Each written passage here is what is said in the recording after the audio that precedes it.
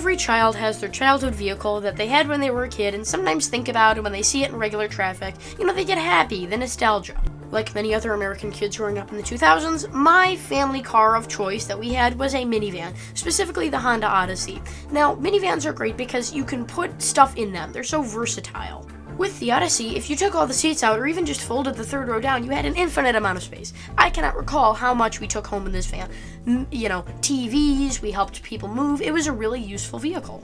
And the truth was, compared to most minivan users, we didn't really get that crazy. Think about how versatile a minivan is. It's got 5 seats in the back, usually 6. It's got a DVD player, a screen, and an HDMI out. That's a living room. It's even got carpet. You can do literally whatever you want with your minivan. They're so versatile. They have space in the back. It's covered from the elements. They're reliable. They last forever. And they're great. And the best part was you didn't sacrifice anything. With a Ford F-150, you've got that rugged interior, and you've got a truck every single day, no matter if you need it or not. With a minivan, well, it may be hard to park, and you have blind spots and stuff like that. It was extremely useful in the times that you needed it, and I'm sure we used our minivan for much more crazier stuff than truck users use their trucks for. But the novel idea of having a comfortable interior and a bed in the back or some sort of covered large enclosed or open air space in the back is not a new idea. In Australia, they have utes. Utes are essentially sedans, back when they had wagons, and you'd essentially take the wagon off, chop it in half, put a wall behind the front 2 seats, and boom, you've got a ute. So when they had wagons, it was really easy. Just take the seats out of the back, again, chop it in half, put a wall there. Great, you're done. That's a ute. You could even bolt a metal bed on. You could bolt any bed you wanted on. They were very versatile. They were very useful. And again, they had the nice, comfy, cushy car interior and ride with that extra space in the back. It wasn't always a truck. It was whatever you needed when you needed it. It was essentially just a sedan with a bed on it, which is useful for a lot of people. Here in America, we had the SUV craze, and some genius at Ford thought, well, you want to know, we have the Ford Escape. People want smaller trucks. Why don't we just make the Ford Escape into a truck? Over in Australia, the utes were really popular, but here in the United States, these kind of baby truck hybrids didn't get the popularity that I and some other people may think they deserve. And that's primarily because of the Honda Ridgeline. In the United States, trucks are kind of like, they're a cultural element. And I think that that's kind of nice, but there's different categories. There's show trucks with really, really short beds, and, you got the crew cab with the long beds, versatility, usefulness. And these were kind of called like baby trucks. The people who actually wanted a truck wouldn't buy the Honda Ridgeline, which was essentially, again, which it was, a Honda Pilot with the bed cut off, because they saw this as not really a real truck. The bed was small, and it was more like buying an SUV with a bed on the back. And a lot of the truck scene in America just didn't like it. They preferred their F-150s, they preferred their real trucks, no matter how useful they actually were, over this truck. Now, a lot of people would blame them and say, oh, well, this is just Americans hating everything. I disagree with that. I think there is some truth to that. If you really like trucks, if you really like the F-150, this truck is not the truck for you. But if you have a family, if you want the interior space, if you want a versatile, and again, extremely reliable vehicle, the Honda Ridgeline was a great vehicle. Personally, I think what would have sold better in the United States is a Honda Odyssey-based truck. Think about it. You get a longer bed in the back. You can remove all 6 seats in the back, just a 2-seater truck, or maybe even a crew cab, which would be useful. It drives more like a sedan because, again, it's a family vehicle, got a soft suspension, and it's very versatile with that comfy interior. Now, I may just be saying that because I really, really, really, really, really, really, really want an Odyssey ute, but other than that, I do genuinely think it would sell better in the United States. The less it's trying to be a truck, the better it will sell in the eyes of the public. But in the end, what really killed them is the idea of how much extra you're really getting. So, I love the Ford Explorer, especially this generation. I love it. The colors were great, the styling was great. But the Ford Explorer Sport Trac, which was, by the way, a fantastic name. Doesn't that name just sound so cool? It didn't really sell well. And the reason is, well, think about it. The Ford Explorer Sport Trac is slightly longer than the Ford Explorer because it has the bed on it. It's just a little bit longer past the rear wheel. But in the eyes of the buyer, are they really going to notice it that much? No. And can they just take the seats out of the Ford Explorer and have a covered bed? Think about it. The people who actually have long items that are going to stick out of the back of the bed, who are going to have, paint bottles and ladders hung on the top of it, those people are already going to buy a truck. So what's the point of getting a smaller truck that holds less when the needs, you know what I'm saying here? Like, the people who want a smaller truck could easily get by with just an SUV. And that's why the SUV got so popular. Instead of needing to buy a truck, an entire utility vehicle, just so that you can haul stuff occasionally, you could have a vehicle which was kind of rugged, kind of off-roady if you did that a lot, but also a little bit kind of comfortable. I mean, what really launched off the SUV movement, in my opinion, was the original Lexus RX and the Mercedes one.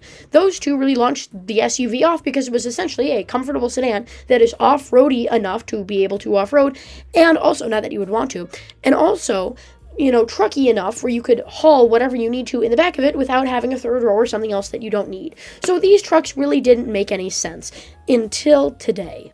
My absolute favorite thing in the world for the auto industry is competition and learning to work around boundaries. You see, nowadays, car companies are struggling.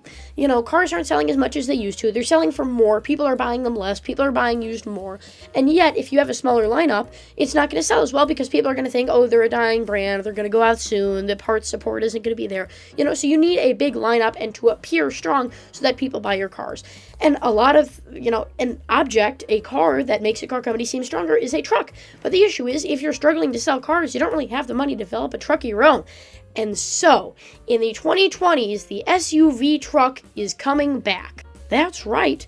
I mean, we've got the Hyundai Santa Cruz and the Ford, the Ford Maverick. The Ford Maverick is based off of the Ford Bronco Sport, and the Santa Cruz is based off of the Santa Fe.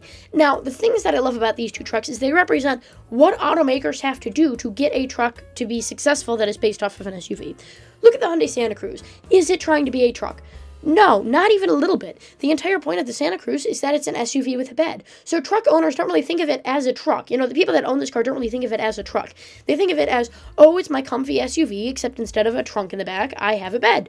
That's how they think about it. So we don't get the stigma in our society of, oh, well, it's a baby truck, it's not a real truck, because it's not trying to be. And then we have the Ford Maverick. It's trying to be a truck so hard that it is. People don't ever say, oh, the Ford Maverick is just a Ford Bronco Sport, I would never buy that. They don't say that. You want to know why? Because it's truckster enough for people to, trust it, accept it, and, acknowledge it as a truck. So you either go all in for truck, you go, oh, rugged, we're not going to make it look like an SUV, or you go the opposite way, which is just, it's an SUV with a bed, and that's it. And I think that you got to choose one of the two, but if you do and you get it right, it's going to sell well. So now, because I like fun things, let's propose a few little ute truck hybrids of our own that I would like to see in the auto industry. First is the Subaru Baja. Now you may say, well, that's not the latest generation of the Impreza, and I know. The Baja has to be soft. It has to be kind of sedanish. And the new generation of Impreza is just sharp and ugly and rah. I mean, it's a fine car, but the exterior looks just aren't right for a soft, doughy truck.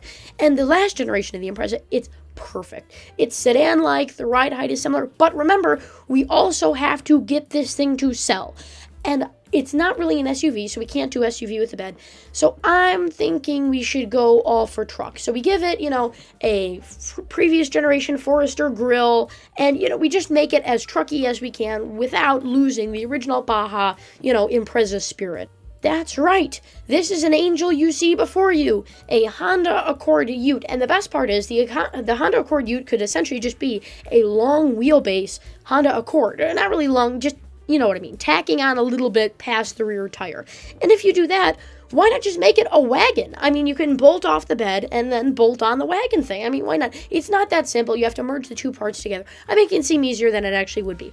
But, I mean, if you are going to have an extended wheelbase, longer version of the Honda Accord, why not just make it a wagon? And again, car companies, the wagon doesn't have to sell that well, but trust me, 1,000%. Trust me, it would sell. If people are going to buy the Ute, they're going to look at that wagon, they're going to say, well, you want to know what? Make the rear seats removable. Oh, well, the wagon's essentially just a covered Ute. Yeah, I'll have that one. I want a more car ride feel. I'm sure Americans would get used to Utes. And this isn't like a lot of people like to force things on Americans. Like to say, oh, well, you have to like this. You have to like that. I'm not saying that at all. I'm just saying I think Americans would generally adapt to Utes because they like, what are Americans? What do they like? They like soft suspension, good handling, all things that trucks don't really provide nowadays, which a Honda Accord Ute and wagon could be absolutely perfect at. And it would also strengthen the Accord name, which has been fizzling out for a while now. You could even bring back the Honda Accord, the weird SUV one. You could bring that one back too, like an off-road wagon. People would kill for that. I would kill for that. I'm going to tell you a little secret. I hate the Tacoma. I don't think it's Tacoma-y at all. It's a big truck. It's a show truck. The transmission and engine, it's all terrible. I just can't stand it. Wouldn't it be great if we brought the Tacoma back to its small truck roots? I mean, 10 years ago, you could have sold the new Tacoma as the Tundra, and people wouldn't bat an eye.